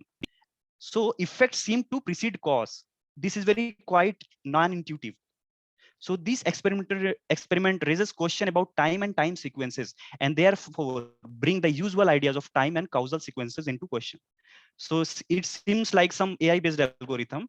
So this Fred Alan Wolf is a physicist. He says that information from possible future is coming to us in the present, and we send out an offer wave into future, which is interacting with the offer waves coming from the future into the present. So like possible futures, there would be many possible futures, but all these possible futures are also influencing our present. This seems very counterintuitive. So similarly,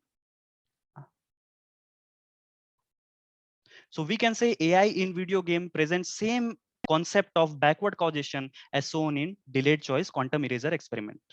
So now I would like to conclude. I would like to say that quantum mechanics as a tool can give us hints about simulated reality, and the optimization techniques like rendering and AI are the hints. There are other hints which I have not delved, like quantum entanglement, this space-time discretization of space-time. There are many such techniques which nature is using.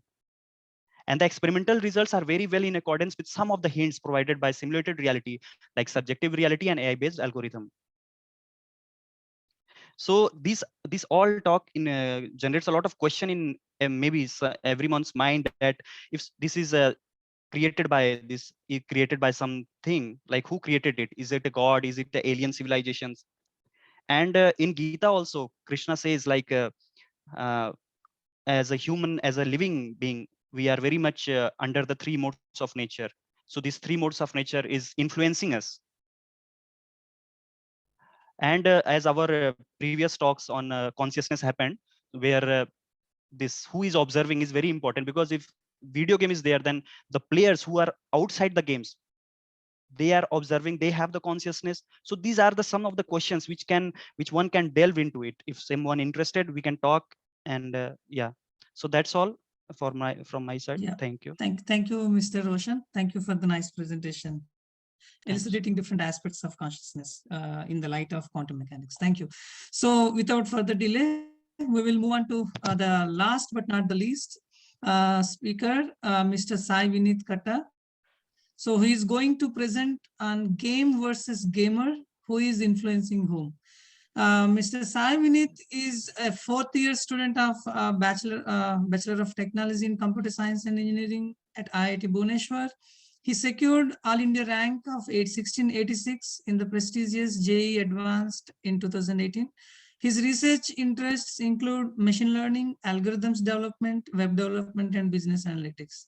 So, Mr. Sai Vinit, stage is yours, please. 12 minutes and then 2 minutes. 12 minutes for this. Yes, thank you, Dr. Ramjee Repaka, for introducing me. So,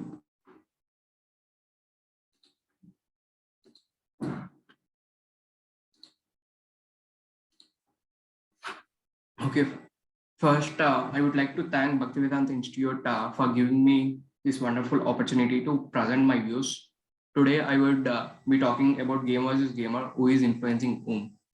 In this, I would be going to discuss about evolution of gaming, what is bot in a PUBG, difference between bots and players, Chinese room argument, moral responsibilities, and insights from Vedanta, root and stem analogy, and conclusion. So here is a short introduction. Generally, nowadays, gaming refers to playing on some electronic devices like smartphones, computers, etc. And gaming got so much attention because they are very addictive nowadays. Like in the sense we can connect emotionally more and easily accessible. And there are variety of games. Means we will get a variety of tastes. At the same time, it is easily affordable for most of the people. And if you talk about evolution of gamings, in the 1950s to 1980s, most of the games were giving knowledge. Like if you take checkers and chess, etc., they were there. And if you take 1990s to 2000, it has become an improved version of interactiveness with the gamer. And here knowledge and interactivity were the part. And here some of the games were Super Mario and Rabbit Reader. So here Rabbit Reader is a game where basically we need to find out the word by seeing an image. And when it got to 2010s to 2020s, it opened way to virtual reality to give some experience where we can emotionally connect. Like there are some games like PUBG, Free Fire, Call of Duty. I think most of the people know it. Generally in this, what happens is interactiveness increases because if increase responsiveness and emotional connectivity and bondage, this leads to this all the things. So this emotional bondage leads to addiction. So here is a quick question for everyone. If you agree, how many of you will agree or disagree towards my statement in this slide? You can send me personally in the chat.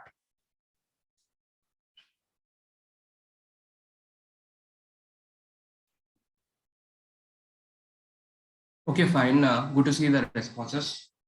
So next, I would like to take modern day famous game PUBG to explore more possible ways what is happening in the behind the screens. Just I would like to play a video.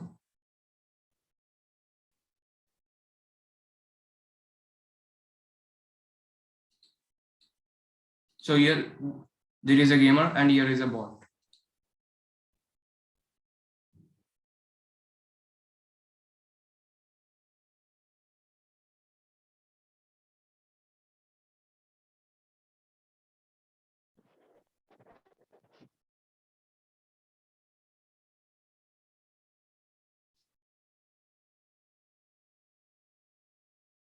So from here, we can able to identify who is bot. And we can understand that bot is unable to kill him after giving more chances also. But bot is also improved nowadays in the PUBG. But one thing is for sure that we can say spying, changing direction immediately cannot be achievable for the bots. In the next slides, we will go through about bots and players. So what is bot in a PUBG? So bots are players who do not possess any fighting skills. Generally, they are programmed in such a way that if some player comes in a 100-meter range, the bots automatically get activated and start shooting at the player. So generally, it is happened. They are programmed in that way. And so bot is like a machine taking instructions and doing the desired work to achieve the programmer requirements mainly. And if you take difference between bots and players, generally bots possess only mechanistic awareness, whereas players possess non-mechanistic and mechanistic awareness. That players, we are aware that PUBG is not only world. As we saw in the previous video, behavior is easily identifiable in the bots, whereas human it is unidentifiable. Bots have only mechanistic emotion, whereas humans, they have non-mechanistic emotion. Like if he wants to play the game, he can play a game. Means in the sense, if he fails, he want to get an higher rank, he'll play again. And if you take this scenario, if he gets higher, to get a level higher than his comments. So this is what makes addicted towards gaming. And if you take free will, there is no free will in the bot. Like if we take a car coming towards a player or a bot in this situation, if bot is there, it would be doing a predefined task, like according to the programmer code. If 30 meters far, you should move away, or else if it is 100 meters far, you try to shoot, and we think these are all defined in the back. But if you take a person or player, he may think he try to escape from them or kill the people in the car. We don't know what he's thinking in his mind. So free will is present. From the next slide, we try to understand more about the nature of bots and humans. Here, it is a famous argument by Sir John Searles. Here, he was trying to convey the thing, like there was Chinese in language. He need to translate to other language. Generally, means if a robot does a task, just having a computation, giving some rules given to it, so just it would be converting input and output. And at the same time, he kept a person in between, just giving a rule book, giving an input and output. He also did the same thing. But from this, we can understand that if a robot is doing a good computation, we cannot say it is an intelligent, because here we can tell that computer can only decide computations faster without understanding the words. Humans can do computations by understanding the words. So it doesn't sound right to us if computer is intelligent. Here we have capacity to choose, good understanding capacity to choose between the path. With this, we can move towards moral responsibilities. What do we understand by playing modern games? In a game, most people identify themselves as real character. This makes people addicted to modern day games. If you take another fact, in India, around 41% of the Indian population, around 55 crore people below 20 years of age, are addicted to games. Like this is an article from Z News. And initially, online games are very interesting. And if we play more and more, end result would be like studies and mental health at risk. And I would like to provide similar insights in the next slide from the Vedanta. Like if we take words from Bhagavad Gita 2.62, while contemplating with the objects and senses, a person develops attachment for them. From such attachment, lust develops, and from lust, anger arises. Like if a son is playing games from morning continuously without eating a food, if parent takes away a mobile phone, he gets angry immediately. So that we can understand about this verse by taking this example. And next verse from Bhagavad Gita 18.38, happiness which is derived from the contact of senses with their objects which appear like nectar at first but poison at the end is said to be in the nature of passion. Here we can connect this thing as the same thing in the previous slide. Initially it is luring, but end it is poison. In the next slide, we try to explore the root cause. Here is a root and stem analogy. Generally, if we cut a stem, tree grows. But if we take our roots, then it doesn't grow. Similarly, there are different ways to avoid like less time spending on the game, outdoor games, etc. These are like stem, but the root cause is to desire to play a game. And generally, when we control our mind, we can control our desires towards good causes. And this is a study from Neurotree, another view. The psychoanalytic view holds that there are forces internal, unconscious, or outside of our consciousness that in some way direct our behavior. So here he is trying to say that in our subconscious or any other way, whatever our desire, we will try to direct in some of our behavior in the real life. And the next thing I would like to get a verse from Bhagavad Gita 2.59. Though embodied soul may be restricted from sense enjoyment, the taste for sense object remains. But choosing in engagement by experiencing a higher taste is fixed in its consciousness. And solution for all these issues can be explored from Vedanta or socialization with physical world people. Experiencing anxiety and depression gives us a chance to come out of these addictions. No, here is a quote from Sir Roger Penrose from the book Road to Reality. The legal issue of responsibility seems to imply that there is indeed within each of us some kind of independent self with his own responsibilities. So here I would like to conclude my presentation. Most of the time, gamer becomes influenced by game. Initially, modern games like PUBG are like nectar, but they are like poison.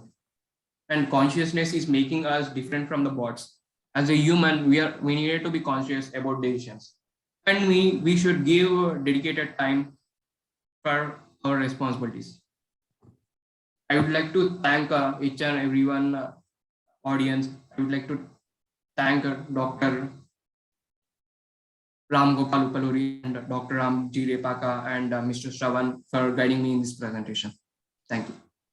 Yeah, thank you, Mr. Saminit, for the nice presentation. It gives a take-home message that we should not get habituated, not even habituated. We should not unnecessarily waste our time on these filthy things. Thank you very much. So now the session is, the stage is open for questions. And I'm going to read out few questions, interesting questions from participants. So to Mr. Deepankar, this is from Srivalli Pemarazu, who is a database administrator with Oracle. So she's saying that wonderful presentation from Deepankar. And her question is, consciousness, is it part of us or is it universal? Like DNA, does each individual has different conscious from other? As we can see, each person has their own values, or is it also controlled by Maya? Okay, many questions in one. Many questions in the same line. Anyway, so is consciousness part of us or is it universal? Yeah. So consciousness is also individual and there's also universal consciousness, but it's a different big topic of discussion. But yes, there's individual consciousness and there is universal consciousness both. And the second question was, can you help me? Like DNA, does each individual has different conscious from other? As we can see, each other has their own personal values. Or is it also controlled by Maya?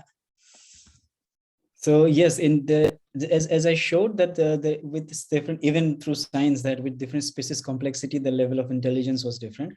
So yes, each different individual has their individually different consciousness at different level. That's what I can say. I cannot tell much about the influence of Maya now. Fine. Thank you. And this is Adnan Saha from SKMS Sri Krishna Mission School, Agartala. So can our consciousness fully explain the unexplained properties of quantum mechanics and wave function collapse? Yes, that should be the ideal case, that the consciousness, through the consciousness, we would be able to explore more and more effects and phenomenon of quantum world. But it will take time, like any other science, that it develops through time. It takes time to develop it, yes, through consciousness. And that's how we do anything, everything. So yes.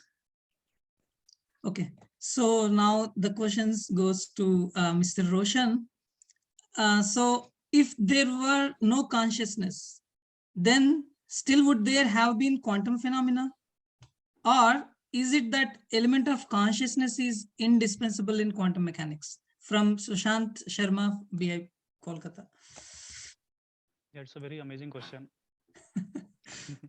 because any quantum experiment, for example, some phenomena is going. So as we can say that everything is superposed state. Matlab ki there, for example, if I just give a classical example, if a person is there, he's in a wave function state. Like you can find him everywhere with some probability that he will be there with highest probability. He is acting as a wave. His wave, like his probability distribution is like a wave. So now if someone sees him, if some measurement happen, then only he will collapse to certain state. So his question is like, quantum mechanics can be independent of consciousness, but I don't know why, because for example, in our Vedanta, there is says that in every atom there is a universal consciousness. So in that regard, then yeah, everything has to depend on consciousness, because consciousness is the most fundamental thing. But as a science thing, consciousness is still like if some measurement happen, then only some quantum collapse happen. So here still the consciousness is taking part in the experiment, but if it is not observed, then it is still in superposed state. Okay. Yeah. Yeah. Next, this is Sri Shankar Mishra from MPC College, Baripada, Odisha. So if our reality is simulated just like a game, then how can we define or extrapolate bugs and glitches that appear in many applications to real life? Yeah, that is very important question, because still we are not getting that thing. For example, if speed of light is 3 into 10 power 8, so if some program is there, then sometime we can get some shifting here and there, but still we are not getting. So these are still the research. We are still searching for that. Those who are doing research on this thing, they are still not getting, but maybe they are called fundamental constant. If there is some shifting happening, then maybe our existence would be in danger, because yeah. So okay. So Manjula from Bangalore. So how is time space calculated and how it is used to determine the future of anything? Can you repeat once more? How is time space calculated and how it is used to determine the future of anything? Like still we cannot predict the future, but space time, I really very much unaware about how to go into future using space time, because sometime we used to, they ask about wormholes and this stuff, they make the space time curvature and go into some other place. So you can say that if you go to some other place using space-time curvature, then normally you are in future, because a person who is opting for that normal space-time, then you are just ahead of him with time. But you cannot go in future using space-time, but you will be ahead of other person who is normally going through space-time, and you are doing some wormhole and moving into that. Okay, so just there are many questions to both all the three speakers. So just one question from Dr. Jayanti Chavan. Can stimulated reality change the behavior of electrons? Can stimulated reality change the behavior of electrons? Electron behavior will be changed by simulated reality. I do not get. If the universe is simulated, then whatever we are seeing, because the electron behavior is a quantum particle, so by observing it can change its behavior. But simulated reality, it's the question I'm not getting. If means I think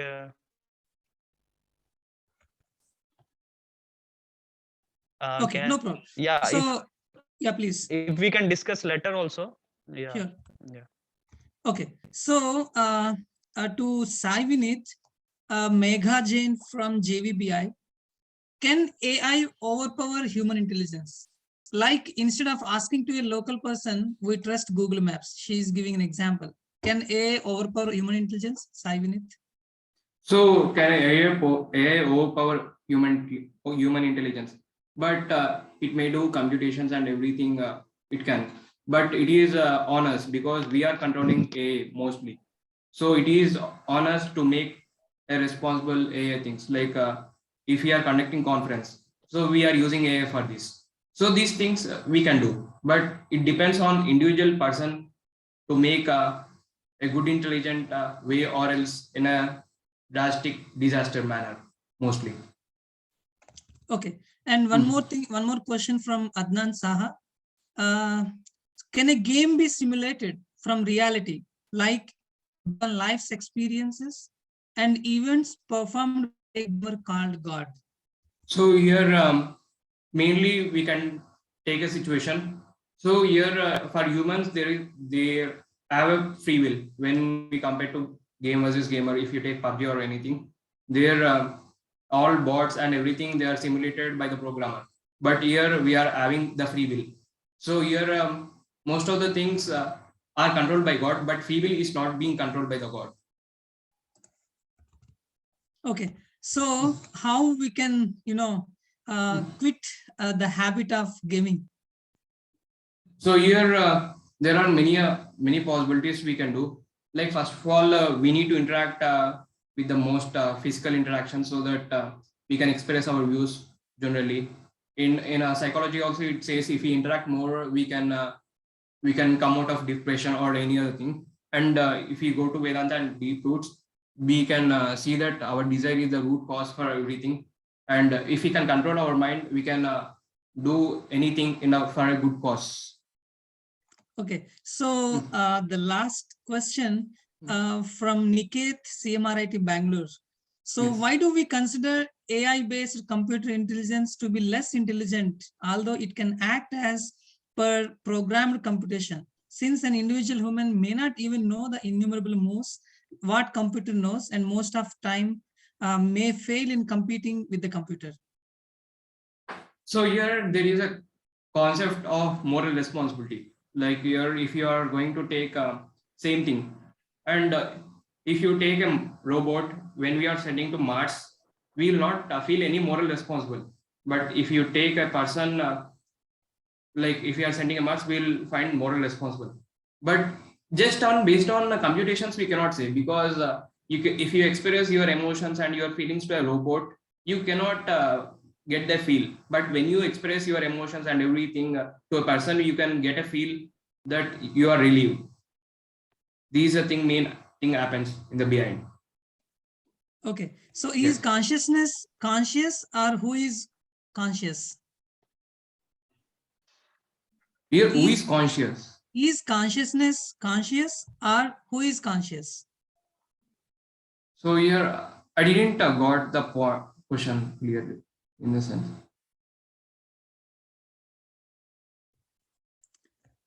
Okay, so that means basically consciousness is having consciousness, or whom we are talking about consciousness?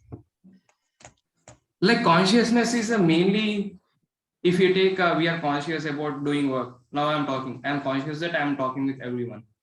So that consciousness is conscious in the sense, it comes to our free will at last. This free will and awareness, many other things. This question now, yes, we can discuss it later, maybe. Yes. So I request Professor Ramgopal Upluri to just address few of the queries. As I was calling last time, he could not respond. Yeah, So, please. Good evening to everyone. Please ask the questions one by one. I will answer within 30 seconds because time is running out. No. This last question is consciousness conscious? Conscious. Yes. Or who is conscious? Consciousness is self-referencing system. Self-referencing system means you don't need anyone outside. You can be on your own. In Bhagavad Gita also it is stated. The Atma, when it goes to self-realized state, it has nothing outside that is required. That means it is in that higher state of the reality, bereft of the mundane world. And Bhagavad Gita nicely says in 13th chapter, 34th verse, the Lord says, just like the sun residing in one corner of the universe dissipates the darkness, similarly, the soul residing in the heart energizes the entire body through the symptom of consciousness. So, consciousness is the symptom of the soul or Atman. Okay, that's my answer for this question. Any other questions not answered? The Jagrati, Swapna, Sushupti? Yeah, that you can address again for the first three speakers, basically. Yeah, so basically in Srimad Bhagavatam 3rd canto, if you study the principles of material nature, 26th chapter, here it is nicely conveyed. What are the different elements of reality? Here it is stated there are 24 material elements, and above that there is soul, time, and the super soul. So this soul, when it is embodied, it will be in 4 states of the reality.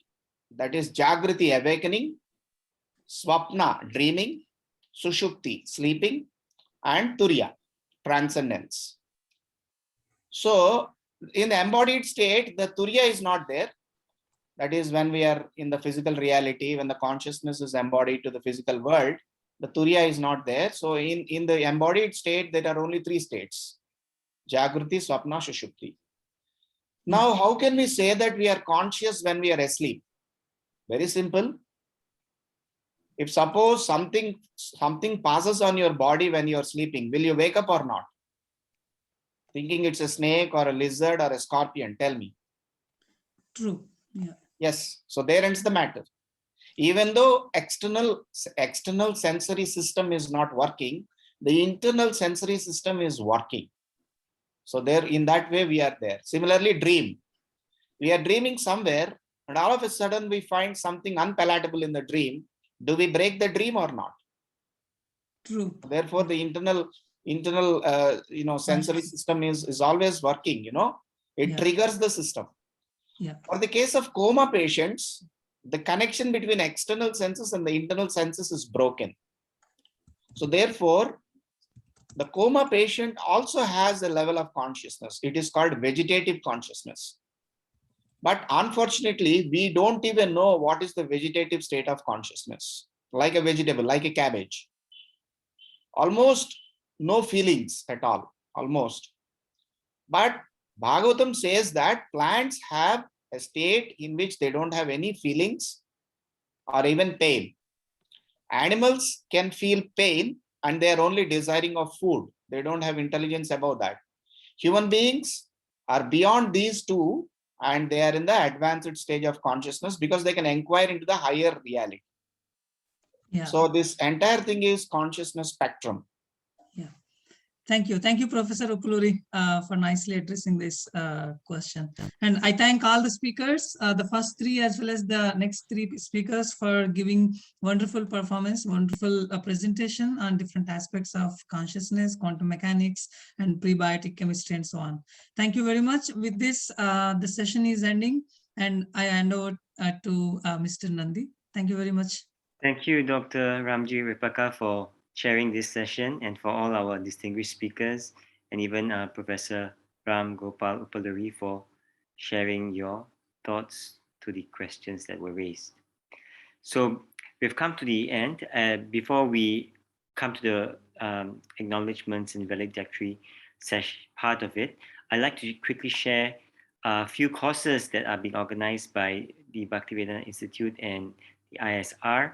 The first course that's there is a complimentary course on the Bhagavad Gita.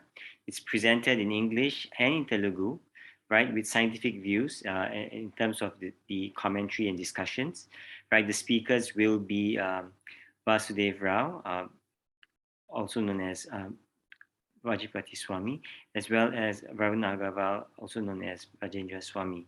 So if you're interested to attend this course in English from January 27 to February 2nd, please note the times, and in Telugu from February 5th to 10th, 6:15, also in the evenings. Please contact the email address on the screen. You can take a snapshot of this, or WhatsApp for more details as to how to participate. It's a free course. Next, we have the second course, which is this is a longer term course, right? It's over 8 months. It's got 32 sessions. I know it's a bit small. Maybe we could enlarge the screen a little bit, and you can find that these are also done online on Bhagavad Gita. It's a complete course of all 18 chapters done in a systematic way, and you will have it's done in English. There are also soft notes, summary of each session, the notes provided for each chapter, discussions, and we'll be covering all the main topics about self, about divinity, about time, about action, right, and about the whole cosmos. So there are different topics, the themes of the Bhagavad Gita that will be covered, and it starts from 15 April. It's an online course every Friday, an hour, right? So it's for 8 months. It's for those Indian nationals, for those participating from India, it costs about 1,000 rupees, and for foreign nationals, I can't see the amount. It's I think $50 US. Yes. So please take note. Maybe you need to increase the size because I think we can't see the details. You might want to take a screenshot of the QR code. That might be easier to manipulate. Okay, so next course, it's a course on, for children actually. It's an online course via Zoom, right? It's known as Prahlad E Pathashala course.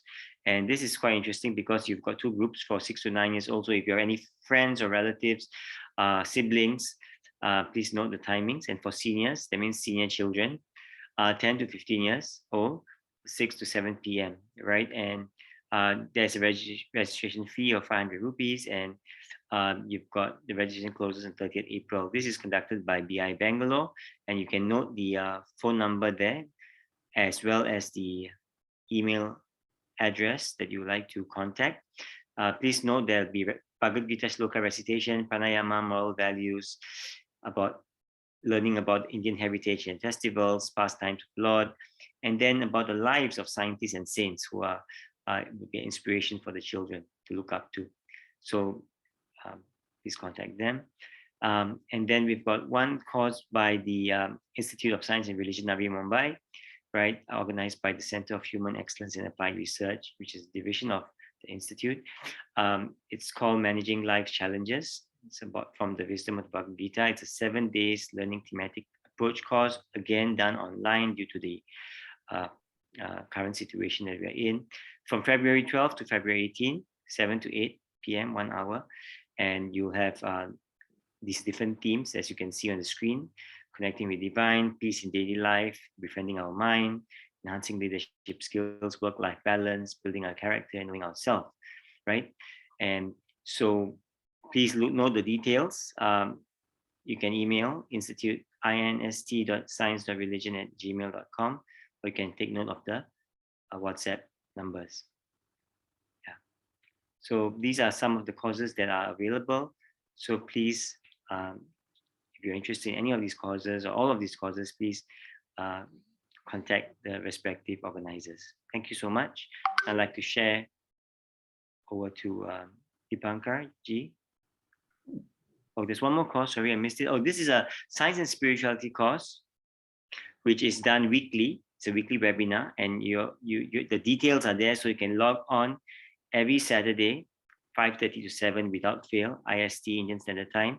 Please take note of the Zoom ID and password. So if you are interested in discussions like this on science and spirituality, there's a whole range of topics going on, and it's a weekly affair. So you will have it without fail. You can just log on. There's no registration required, but you can contact the numbers on the screen for more details.